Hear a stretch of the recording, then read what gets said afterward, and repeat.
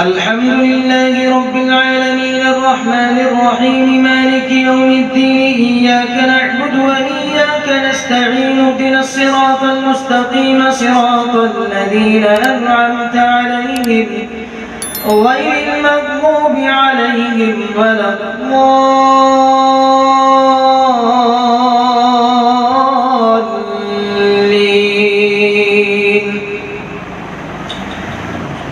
سبحان الذي أسرى بعبده ليلا من المسجد الحرام إلى المسجد الأقصى الذي باركنا حوله لنريه من آياتنا إنه هو السميع البصير. وآتينا موسى الكتاب وجعلناه هدى لبني إسرائيل ألا تتخذوا من دوني وكيلا ذرية من حملنا مع نوح إنه كان عبدا شكورا. وقضينا إلى بني إسرائيل في الكتاب لتفسدن في الأرض مرتين ولتعلن علوا كبيرا. فإذا جاء وعد أولاهما بعثنا عليكم عبادا لنا أولي بأس شديد فجاسوا خلال الديار وكان وعدا مفعولا.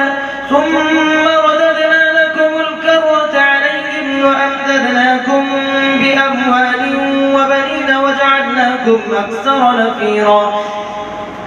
إن أحسنتم أحسنتم لأنفسكم وإن أسأتم فلها. فإذا جاء وعد الآخرة ليسوءوا وجوهكم وليدخلوا المسجد كما دخلوه أول مرة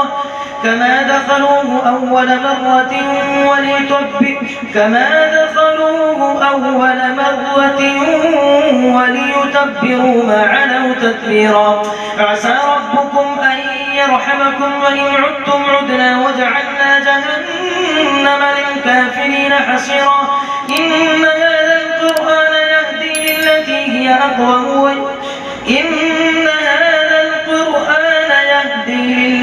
هي أقوم ويبشر المؤمنين الذين يعملون الصالحات أن لهم أجرا كبيرا. وأن الذين لا يؤمنون بالآخرة أعتدنا لهم عذابا أليما.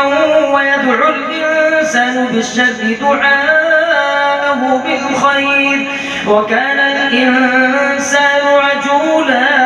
وجعلنا الليل والنهار آيتين فمحونا آية الليل وجعلنا آية النهار مبصرة